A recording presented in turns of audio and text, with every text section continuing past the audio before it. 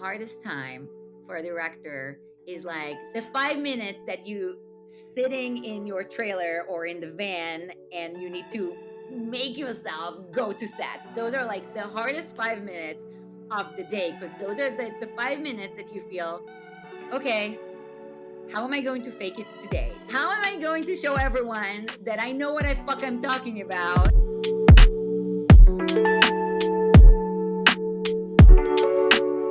Welcome to You're Not Gonna Make It. My name is Nico. I'm an Argentine filmmaker based in Los Angeles. And You're Not Gonna Make It is a podcast about surviving our career expectations, where I sit down with successful people to debunk their seemingly perfect lives and find out what making it really means for them and for me. And today's guest is Oran Zegman. Oran is an Israeli filmmaker. She's an AFI alumni, and she's had this incredible sensibility to bring up humor in the darkest of situations, and this really comes out in her work. I feel that's such a skill for life and for filmmaking that I'm really interested in talking to her about that. So let me give you some insights about her career. So she has this insane career. She made a debut feature called Honor Society recently for Paramount Plus, starring Angari Rice and Gary Matarazzo from Stranger Things. The movie got great reviews. I'm going to read you just one to get you in the context.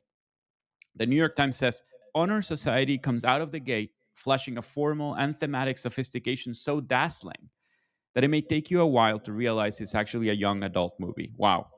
Her short film, Marriage Material, was a Student Academy Award finalist and was acquired by Fox Searchlight. And after listening this, please go and watch all her films. They're all available online on her website, and they're very incredible. I met Oran at a director's workshop here in Los Angeles, and seeing her direct was amazing because you can tell that she's someone that developed her voice out of making films. Because I think there's a misconception sometimes about the artist's voice, that you have to find your voice to create things. And I feel it's the opposite thing. I personally took me a long time to understand that you only can create your own voice by doing things. And that's why I was so interested in talking to her. Okay, without further ado, this is my conversation with Oran Zegman.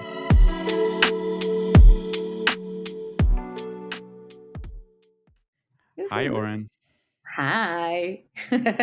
We were doing the small talk part, and it got so interesting that I was like rushing to record because it thought, oh, we need to get this in the can. We'll get to that, but how are you today? um today today I'm good. It's a very fine time to be alive in Hollywood and in generally in the world. But yeah, I think that like you live day to day in this One day at a business. time, huh? Yeah, and like some days you get like, you get a few good news and like you're like, yeah, good. This like it was a good news enough to get me excited and get me fueled up for the rest of the week. I mean, we're Thursday now, so it's the end of the week now. But you know how it is like that sometimes on a Monday, it's like just like nothing. It's like either everything is stuck or you get like bad news one after the other, and then you're just like, that's it. This week, this is how this week gonna look like. I should just like crawl back to bed and wake up next Monday, hoping that next Monday will look better. And then like comes Tuesday, and you hear one good thing that gets you excited enough to get going for a month. Like how I really hate it that like I'm so defined by by what I do. I wish it wasn't that way, but it is. There's the conversations we've been having. I think touch up a lot upon this idea of crossing, like intertwining our identity with what the things we do. Right? It's so difficult to separate those two, right? And at the same time, so important. I wonder how do you manage to. I mean, you just told me you struggle with it, but like, what do you tell yourself? Like, where is it the place you go when you want to disentangle that your identity from the work and the news and all the ups and downs of the industry? Yeah, I mean, a therapy. Really important to do Yeah. therapy. For real, this is something that I've been talking about a lot with my husband recently, and and also with my therapist. That I'm now at the point of my life that I'm sick of it. That like that my job defines my identity. And then like in times that I'm working like crazy, I feel so good about myself, and it's just like it fill my entire world. And on times between projects, or or during the strike, that suddenly a strike is happening, it's force majeure that is forced on you. um I feel like I don't know even who I am, and it's hard, I'm having a hard time to like really even to connect, because I don't feel like I'm doing enough. So it's like, and I'm sick about it. I don't know. I feel like that it all like from people, from friends that I'm talking with, it's really changing when you have family. Yeah. It's really changing when you're becoming a mother or becoming a father or a caretaker, but I'm not there yet.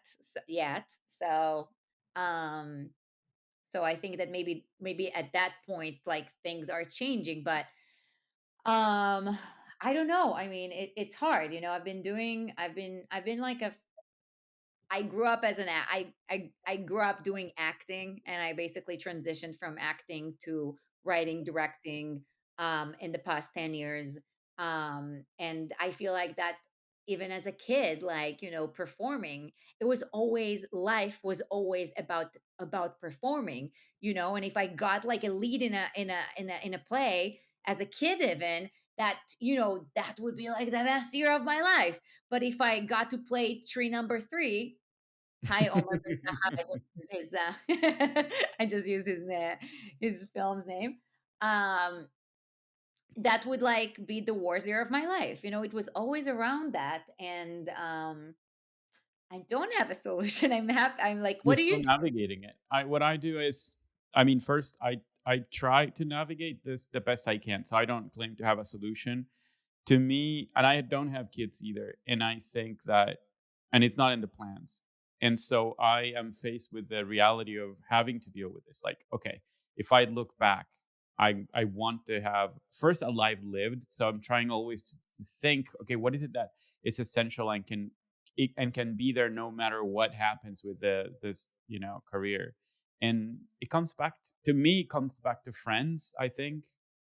Friends, family, trying to keep connections outside of this, and making sure that I hang out with people that don't give a shit about my success or my Yeah, failure. Like, they just think it's an anecdotal thing. Like, I bring like, oh, like, this is Nico who does this weird thing in LA, but it doesn't mean that that defines him. He's like, either a friend from childhood, or new friends that are not in the industry, and right. we can have a good intellectual time together. I think those are the moments that I go like, oh, okay, this is sanity for me. This is not something that ties to the ups and downs of the news of the week, which you were Yeah, saying before. I think that's just it's healthy. It's healthy to balance. I think that like when the strike started, and that was just like, I mean, it was terrible for everyone, but I mean, the outcome was great, but it was like really terrible time. Felt for to so many people, it felt like a second COVID. That suddenly like, Yeah. what is happening right now? And what I started doing, I started taking care of myself, and I started doing. I committed to doing yoga 3 times a week. I started doing the artist way. Very, very late to the game of the artist way, but I am doing it right now, so it's never too can late. you right now? Or yeah, or friend Yao, who's an I literally, evangelist I of literally have the. it here, just right. Oh my god, I had it. Yeah, I had it over there. Yeah, I'm trying to stick to the morning pages. Yeah. Life changing, to anyone who's listening to this and like have not done this yet. Like, I feel like that's like really life changing. But I feel like that the artist way plus doing yoga and therapy all together, I felt like I'm taking care right now. I'm taking care of Oran, and not like, because I it's funny when you're talking about friendships. Yeah, like I often find myself like being like very, very close with people who I work with. Like now, I was on Honor Society on the movie, so like, so that the lead is becoming like a very close friend of mine, and the writers and the producers and my studio execs were becoming family, and this is like the family. Luckily, it really stayed family also after. But um I remember when we were prepping in Vancouver, for honor society, and my DP in the weekend, this is where he was like putting like a red line. I don't work during the weekend. Like, yeah, was it super annoying to me? 100% yes, even if he's listening to it. Yeah, like it was really, I was like, what? Like, you normally the people that I work with work 24/7. They don't put boundaries, and like, we're working, we're prepping, like we're fighting and as we're in this together. But he told me, and then he told me this is like I had to put boundaries, and because like for me, Saturday and Sundays are the days that like I'm on location. These are the days that I'm doing like phone calls to my friends, to my family. I'm just like making sure that I have something other than work, because when the work stops, then I feel like I'm all alone again. And those relationships like get me Interesting. going once I'm off this job. And I remember that like I was just so pissed. I was so pissed at him, but I was pissed because I was jealous that he's able to do that. You know, often we're getting pissed at things that we wish we had in our lives. Like you're pissed about someone's behavior because you're either like you wish you were like act able to act this way or had this thing in your life. And I feel like that and that at that case with this case, I wish I was able to put more boundaries to people and say, no, you know what? No, I'm not. Saturday is me and my husband. No matter what, I don't open my email.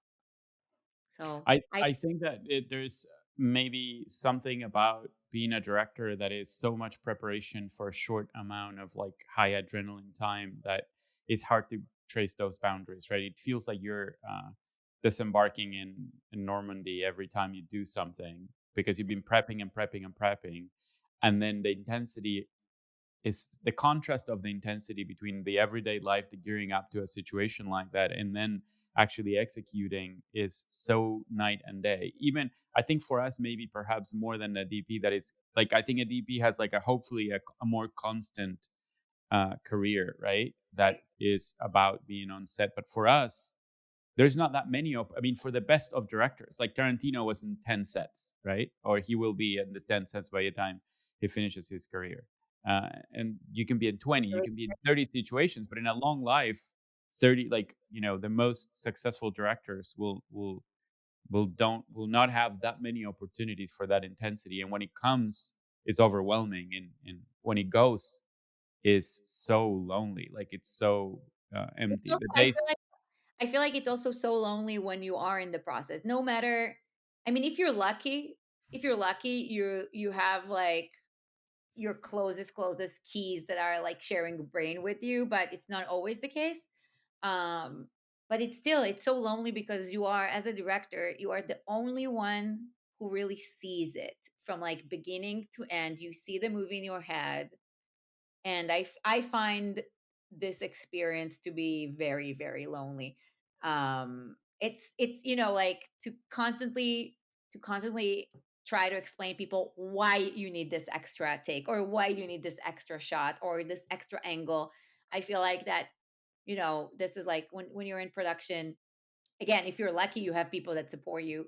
It's not always the case. um but it's like it's a very lonely feeling. I feel that only directors understand directors on that end, and like with this, what you were saying about like this opportunity, how much do you fight to get to the yeah. point that you're actually standing in a set and shooting something? And you have all the responsibility, and probably the only person who has the whole thing in their head, Yeah, especially for the missing parts that nobody else sees or values. Like you do know, or you think you know. Hopefully, you do the things that you can play the movie in your head in a way that I don't think anybody else can in the process, and that's why you get the title and the credit uh, yeah, of a no, director. definitely. And I I always wonder.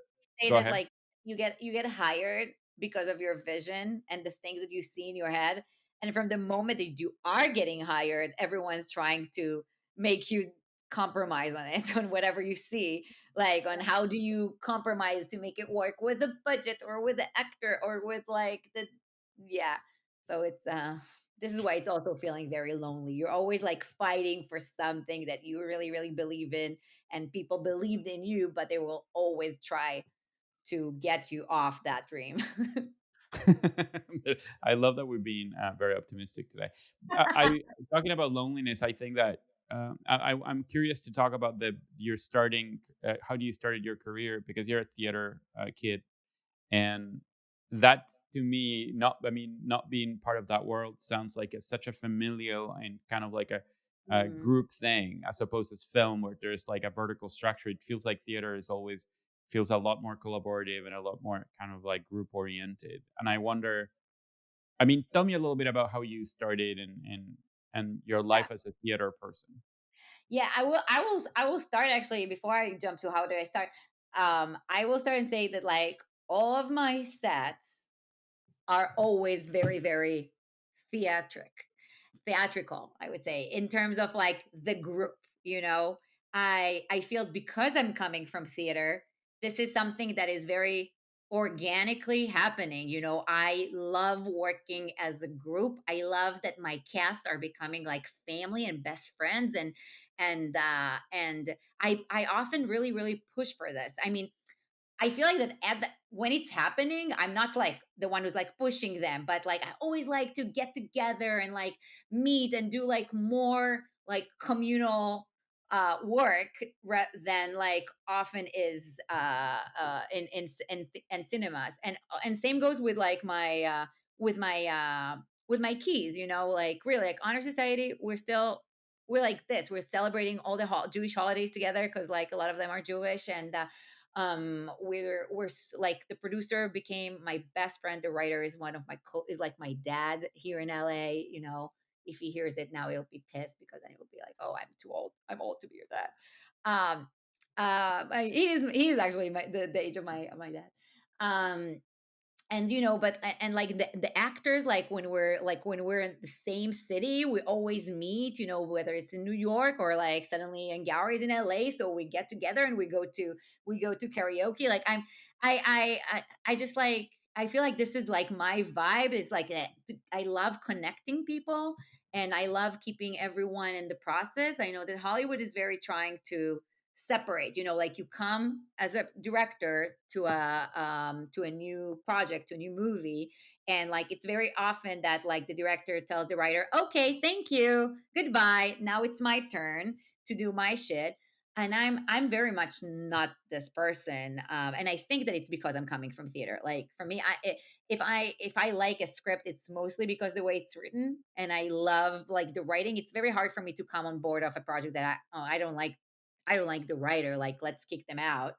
Hmm. And I always like, you know, when I came on board on Honor Society, David, the first thing that he told me, you know, David is like a very like he's been around for enough time. And when we started working together, he was still the president of WGA. So for me, it was like, oh my God, I'm meeting the president of the WGA. And like, you know, um, and like from the very beginning, he told me, Oran, from today, this is your movie. And I told him, David, from today, this is our movie and it will always be our movie. And he was the first person who watched my first cut. And he was like always the first because I don't know, you know, like, yeah, coming from theater, you used to work with as a group I'm and curious, did you involve him during the process? Have you ever consulted with him or brought him with in while you were shooting or while you were prepping? he was on set. I really, you know, I worked really hard for this to happen because it was COVID. And regardless, like, not, you know, I mean, I don't think that it's like always the case that like a writer of a movie is coming to set. I mean, it is, but like not always. And on COVID, no writer was coming to set, you know. Um, but it was very important for me that he's going to be there. And he was there the entire from day one to the I'm last day. curious to ask you, how was that interaction on set? Like, would you consult him about? Like, you would try different lines. Would you consult him about tone? What would it be? Yeah, like he was just like an inseparable part of like everything. You know, like I mean, he was like within the sitting at the producers village, but you know, sometimes I told him from the very beginning, anything, any note that you have, anything you want to tell me, come and tell me. You know, like so at some point, I think like week 2, we usually like we would watch a take, we share the brain. So we were I and love he that. sometimes he would always come to me and ask me, "Hey, do you mind if I go and give Gaten or give Gowry or give Chris um an idea for a line or like a note?"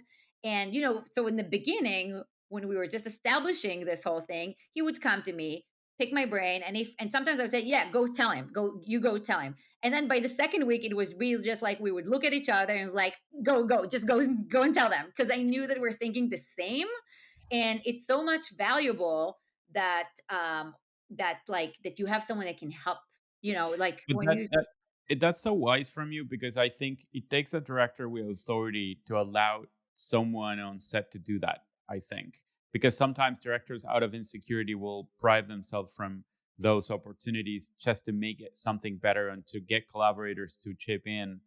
uh, I mean, I'm saying this to myself. I mean, I was doing my first feature and I was a little bit insecure, and I had a friend who wrote it with me, and I had that dynamic. And at the beginning, I get to admit. I mean, I was younger, and I had to admit that I felt insecure about that in front of the crew, and then eventually became a thing where you know was totally normal and unlocked something that I couldn't have done but for by myself. Like I just because I wasn't that person, like having more people to help you and think about those things, it just simply makes it better.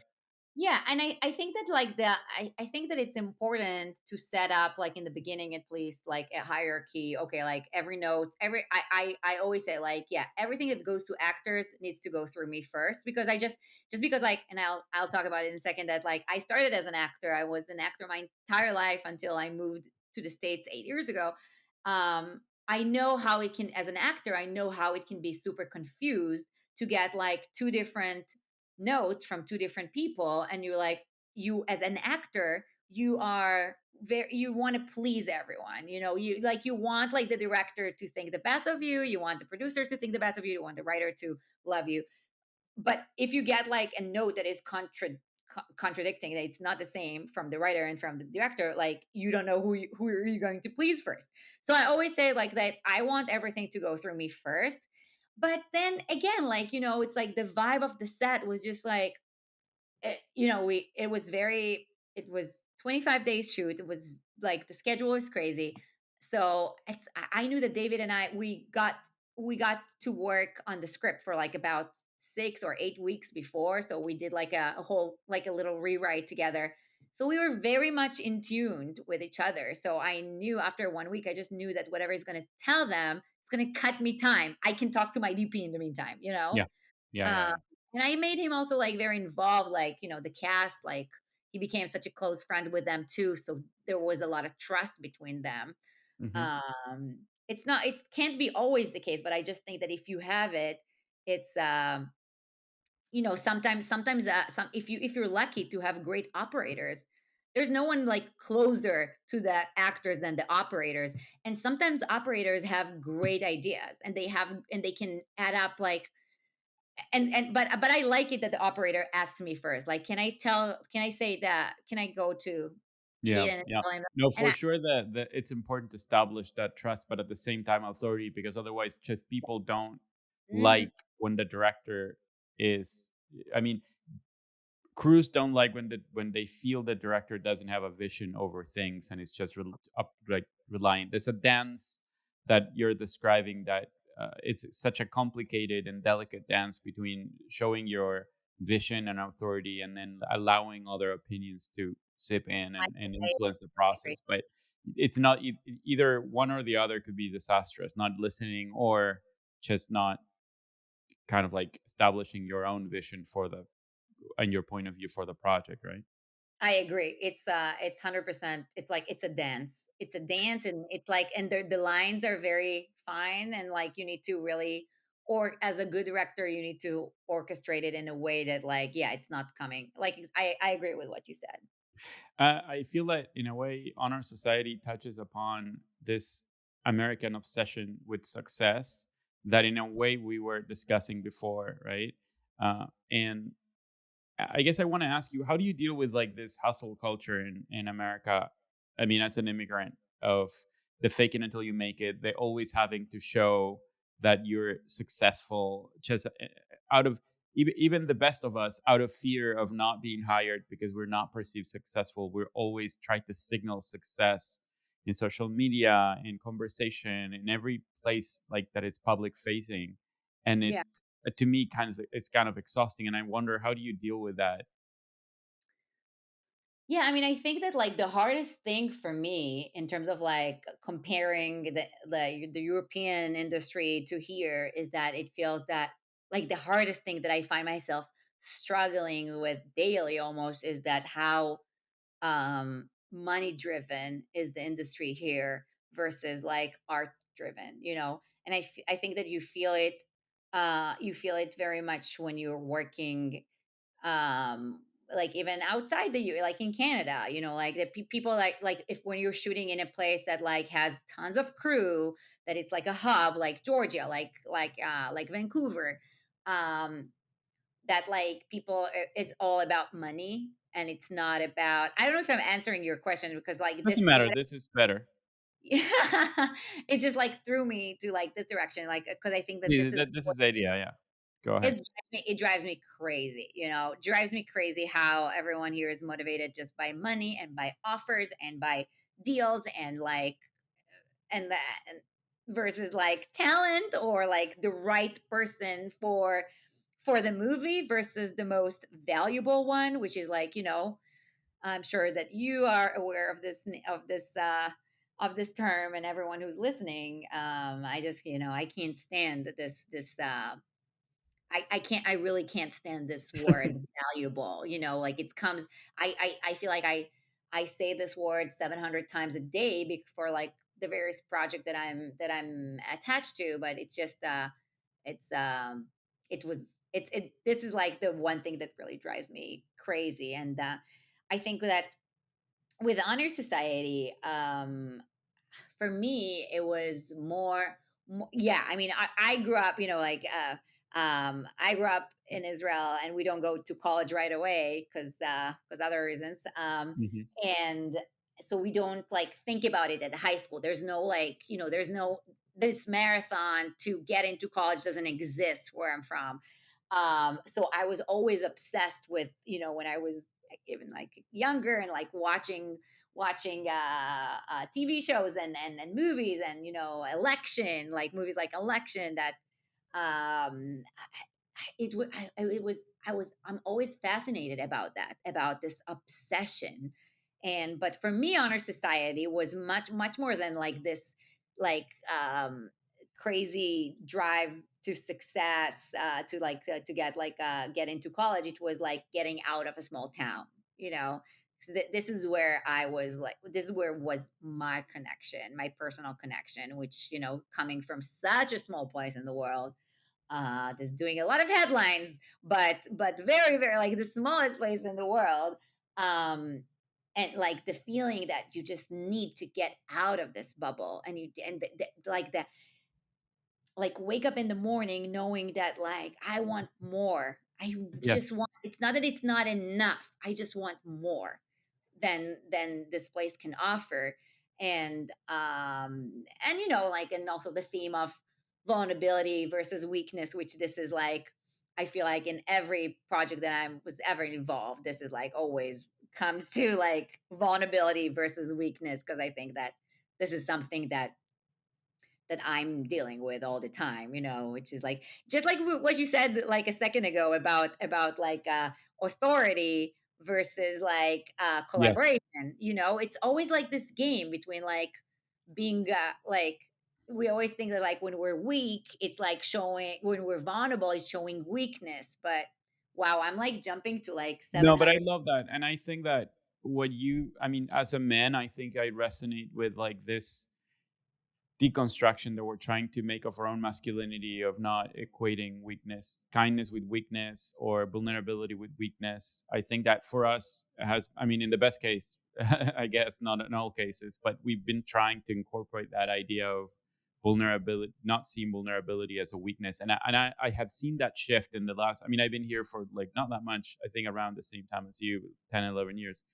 And I have seen that shift from this projection of authority and projection of masculinity that is almost violent into something that allows for vulnerability. And it's a weight lift from our shoulders as well, because men suffer the need to constantly project this authority and this um, kind of like, It's you funny know, because that's for us it's like quite not exactly the opposite, but for us, like if you like when I feel that often we think that like if I as a woman comes on set and I'm showing a lot of authority, then I'm problematic. Something that they would never say about a man. Mhm. But when you're showing and I've experienced it on set, like showing like, oh, actually, you know better than I do. Oh my God, they will kill you in a second. They will step on you. The second that like some people, and I'm sorry, but like mostly men in my experience, and I'm just talking about my experience. Some men that some crew people in certain place in the world, I'm not gonna say where, when when they feel that like, oh, this director takes more than 2 seconds to think about what's the lens she wants to use next. Oh my God, she's so like, we're gonna crush her. So Now, how do you deal with that? How do you manage to, when you start feeling that way, it's easy to become hostile, but you can't lose the trust of everyone else. And how do you manage that situation on set? So the last time that something like this happened to me, I called them out in front of everyone, Okay. and that was like a really sweet revenge because I saw like it was assistant camera guy that rolled his eyes because like I was like, okay, let's go 45, and they're like, oh, no, actually let's go 60, and for a second I was like taking a pause, thinking about it for 1 second, not to say like 10 minutes. I was with my DP, and then I saw that he was like rolling his eyes, and I was like, excuse me? Like, why did you roll up my eyes? Why did you just roll your eyes? Like, do you want to tell me anything? Say it to my face, Because like I feel like, and then it never happened again. But I feel like that, like I'm like the best friend of everyone, but there's like I feel like there should be some respect. You did a lot. Like, in order to be on set when you're directing, that was a TV show.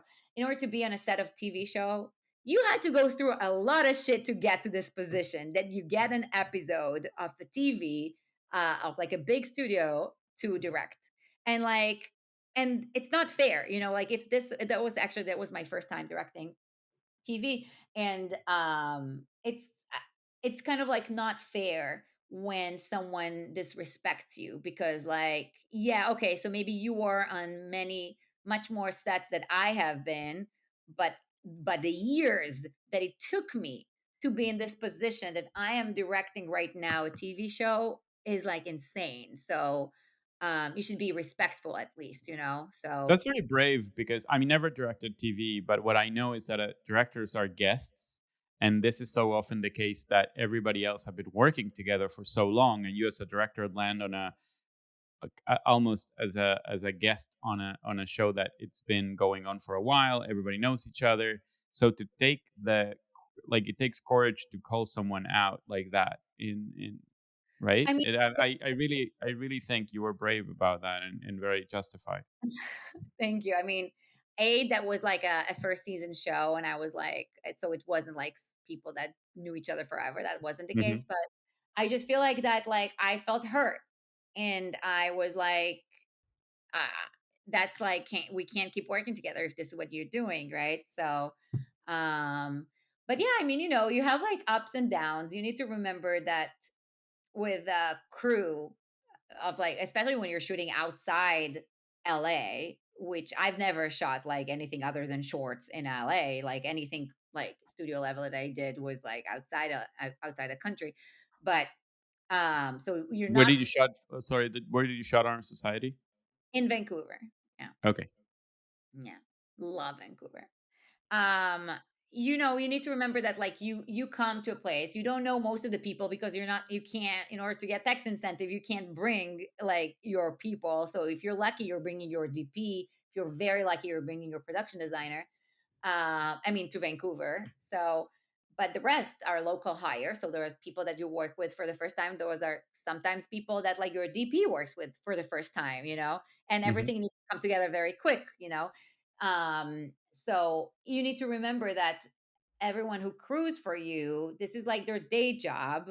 They're not there just to create art. Again, if you're lucky, you have people that enjoy giving you like the best of their best because they love the story. Not It's not always the case that people that work for you actually like the story, right? Like the second AC, like again, if you're lucky, they are, but it's not always the case. And they're going from like a job to a job to a job. So they're like more precious about their time, which I totally respect. Like but you end up this way, going back to our conversation in the beginning, that this is where it's becoming lonely, because like so many Yes. times during making a movie, you feel like that you're the only one who cares, like that you and your lead and like your writer, you're like the only one that really, really, really cares. Um, I but mean, I everybody cares about their own thing, but that doesn't sum up to like that doesn't create a movie, right? Like you care about all the different parts, and that's lonely for sure. Yeah, I feel like that if there's like I think that one of the most important thing for a director is to try to get everyone that you work with care about the story. I see like there's like it's so it's like it makes such a big difference if people that crew for you really care about, really are super engaged and like love what they're doing, versus like coming just to like, okay, I have dinner at 6.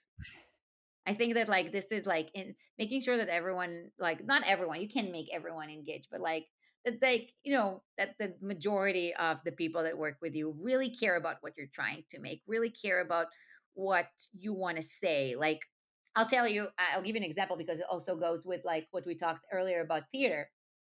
So um, on my second year at AFI, I made a short called Marriage Material that was like a musical. It was everyone at AFI tried to make me not do this because people thought that I'm crazy of trying to make a musical. No one ever tried. Blah blah blah.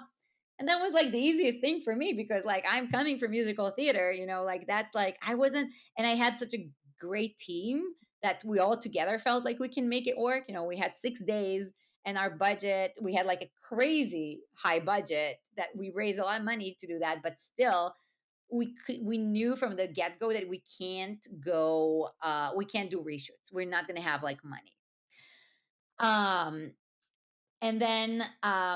and like from the very get-go, my producer really loved the story, and it was a very personal story. As much as it's like crazy story, it was based on my life, based on my struggle to become this marriage material. Not that it exists To again, but like repackage yourself.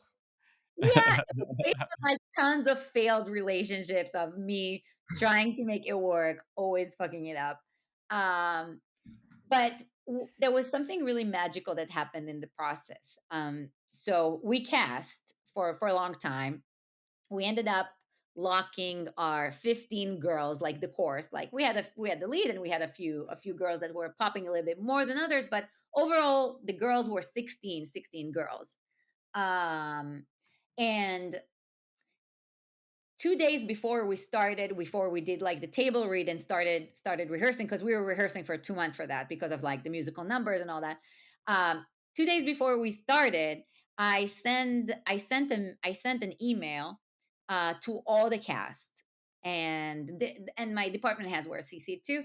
I sent an email like telling them why am I making this movie, and like my story. Like I was very, very vulnerable, and I didn't have a plan. Like I was just like, okay, we're starting in 2 days. I want to reach out and say something, and like kind of like I didn't know where it's going to end, really. Like so I hit send, and I remember I didn't even edit that email. It was just like vomiting the true reason of why I need to shout it out to the world.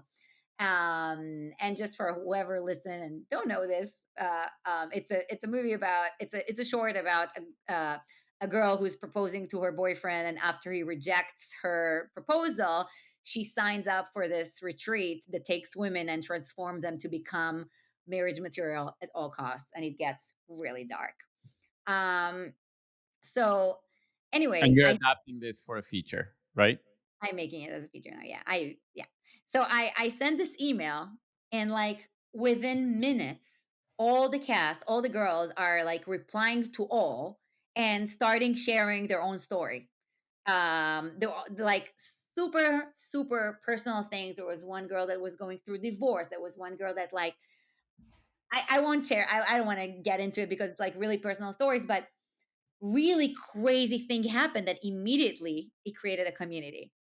And like and 2 days later when we met for the first time, it was like a meeting of a group. It was a group of, it wasn't just actors, it was a group of people that would do anything to make it in 6 days and to make it work because they cared about the theme, they cared about the cause.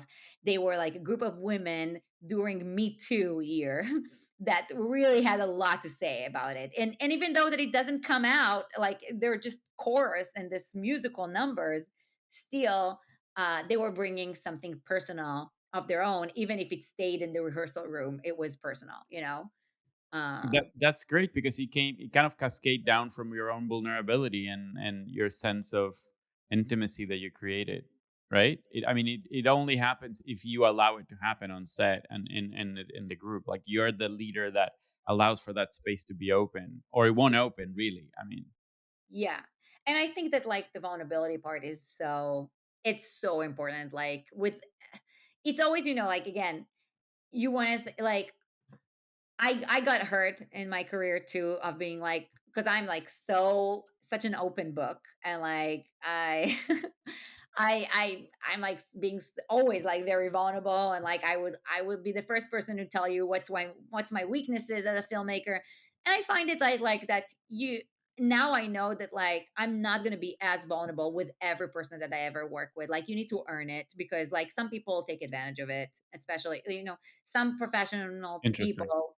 Yeah, well, just like if you tell them, "Oh, I think that you understand camera much more than I do," they will take advantage of you. And I've been in those situations, and I've been on the situation that like the complete opposite happened. Especially under pressure, I think people will behave like that sometimes, right? Like they will use it against you under a circumstance where you're going to be thrown under the bus for a comment you made candidly.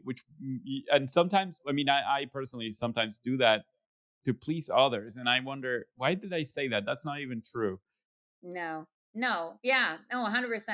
But I do feel like that when, especially with actors, like when you're vulnerable with them, they're gonna be so vulnerable with you. They're gonna share their deepest secrets, and then you could play with it when you're on set, because you will know the right thing to tell them in the right moment. And I remember like a therapist that I had once, like I think one of my longtime therapists, she, on our first meeting, it's like a 2 hours meeting, and before she even asked me one question, she told me, like it took her like 45 minutes to tell me the entire story of her life, and like the really big fucked up things that happened to her. that's, that's not a Freudian. That's not a Freudian therapist, then. No, it's not. But you know what happened? The second that she finished telling me like such like really personal things, there would not be one thing that I wouldn't tell her. And that was Interesting. just like such a smart tactic that I find, like I feel like I took it for directing. You know, I'm gonna be sharing with my actor, like of course not everything, but like things that has to do with the script, things that can be like I'm very vulnerable with them, because I know that this is how I'm gonna make them comfortable being vulnerable with me when they're performing. Yeah. That's fascinating. I want to ask you before we go. I want to ask you about comedy as a foreigner because I think this is an interesting subject. Like you have such an amazing sense of humor that I feel it transcends American sense of humor, and maybe it has a very Jewish identity. As I feel it. I identify my own uh, sense of humor in your work as well, and I wonder two things. Like one is like, do you use the? Does it help? Your sense of humor helps you navigate the downs of this career, Ah. or you uh, just funny on screen while you're writing? I feel, thank you, first of all. I'm really happy that you. like my comedy and sensibility. Um, I feel like that very often in my life, also in my personal life, I would always like try to be funny or try to make something as a joke instead of instead of really connecting with my emotions. Mm, This is this is something that mm, in one of the first plays that I've ever written, because I directed some theater, and one of the first it was a musical, the first musical I've ever written for stage. The producer on my first draft told me, you don't always need to break a scene with a joke. Like you always go for the joke, no matter what. Like every single scene, and it was like a comedy musical, but still, it was the story of David, of King David. Um, and like, but in a very humorous way, and like as if David lived in like the 2000s. So it was like funny. Um, and and when he said, I remember that I was like so defensive about it. I was like, yeah, but it's a comedy, and like, but I learned so much from this one little note that like okay, you can always break into a joke, but like what are the moments that are not? And I feel like this is my biggest struggle in life because I always like try to interesting. I wasn't expecting to go there, but I identify that in myself so much, just using humor as a shield or protection or avoiding like or even kind of like keeping control over a situation because I know a joke will kind of like keep guards down and I'm gonna get to people easier. And I think that's a double-edged sword for sure. Uh, yeah. I mean, interesting. yeah, I feel like that like in real life, I'm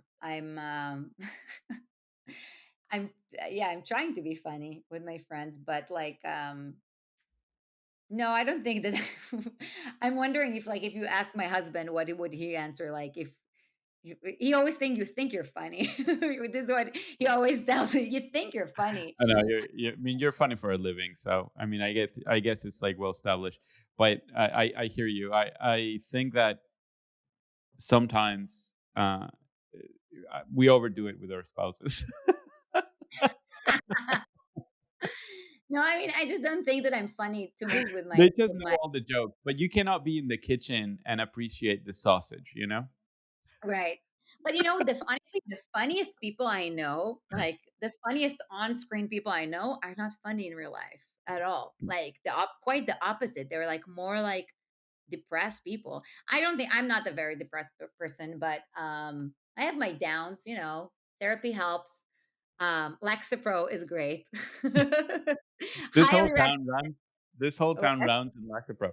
I I one of my questions is, what I mean, I guess one of the questions related to humor was coming from a different place. Do you think that your sense of humor, like not being American, is something that gives you perspective into their sense of humor, or something that is you struggle to catch up with? I think both. I think that definitely the sense of humor is different, but I feel like I've changed. Like when I arrived, when I moved here.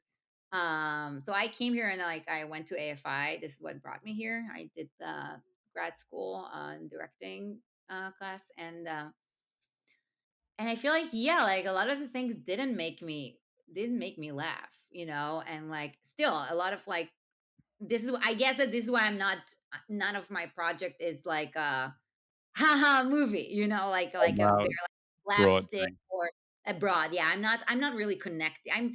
I'm connecting to more like smart comedy, or like social commentary comedy I don't see myself ever doing like a broad comedy. Um but I think it does give you a perspective coming from a different place. But also the interesting thing is like that um, comedy doesn't really like I've seen in the 8 years that I'm here, I've seen some people trying to bring comedy shows, Israeli comedy shows, and like selling them here, and it never works. Like the the sense of humor is just so different that it doesn't, like, I took my brother is a director. It was a big director in Israel too. And on my first year here, he had a movie, a comedy movie that was playing here in a festival, and I took a few people from my class to come with me and watch like the premiere, and they didn't laugh at anything. And it's like a big ha ha ha movie, like you laugh out loud, That's but fantastic. it's like it doesn't transcend, like The movie it doesn't. so I Yeah, think because it does. comedy doesn't travel, they say, right? Yeah, but I feel like that today I'm more and more becoming more American than, like, some stuff in Hebrew doesn't make me laugh anymore, and like the English does. So I think it's more than a language, it's like a culture. And as long as we're here longer, we understand. When you understand the culture, you understand the joke. Like the reason why you go to a stand-up comedy show, the reason why I don't get some of the joke is because I don't get the culture behind it. But when you get the culture, this is Yeah, when it starts making sense. Like there was, I don't know if you did you see this net, like, this comedy special that Netflix is a joke thing. So there was yeah. this have you seen the oof, now I'm blanking on his name. Have you seen this like talk show with The Everybody's in LA? yeah, yeah, yeah, yeah, Yeah. everybody's in a okay. So, the first episode when he's like standing and he's like talking about like the whole map of LA. 8 years ago, I wouldn't understand Yeah. anything. But it's so Now, funny. oh, it was so funny. Like I Yeah. laughed out loud, and like, so you need to understand the culture before I said it already. But Nico, what was the thing that we were talking about offline, and then you said it was about like that you said like, oh, I Yes. wish I forgot, I completely forgot now, but it was fantastic. it was I about like think faking it, about like I being think it like, was about I think it was about how to deal with, like, the ups and downs, right? no, no, no, no. I remember we were talking about the title of this podcast. You're not gonna Okay, make, you're not gonna make it. and like how like this is something that as filmmakers, I said it. I think that like every good filmmaker I know is walking around Earth thinking that they're not gonna make it, and like and even like the ones that are super super successful are still thinking like that they're fraud. And when are we going to, when everyone is going to finally find out that I was just lucky one time or two times or four times, and it's never gonna happen. And like we always think that we're not gonna make it, or that it's gonna stop at some point. Like this is something that is just so common to all of us, and it's painful. But I think that we were saying that it's very reasonable to feel this way, and that we all, like, that the director, I'm not going to throw names, but like the director that was doing the TV show that I did, so he was like the one who was shooting the block before me. He's done like a few features, he's done years of television. And he was saying that the hardest time for a director is like the 5 minutes that you have to, like the 5 minute, I'm saying it's completely different, but the 5 minutes that you sitting in your trailer or in the van and you need to make yourself go to set, those are like the hardest 5 minutes of the day, because those are the 5 minutes that you feel, okay, how am I going to fake it today? How am I going to show everyone that I know what I fuck I'm talking about?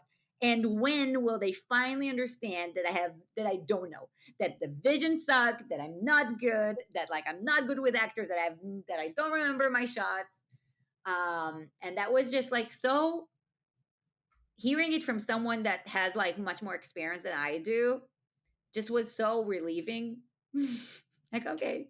The pressure is real, and I think that, yeah, the mantra of trying to say you're not gonna make it, to me, relieves the pressure of the making it part, and frees me to the process, and frees me to be excited about the creativity, which is something that this town will suck out of you sometimes. But I feel like that you have to keep the positivity. Like, so often when I get like no's, and we get more no's than yeses, that's for sure.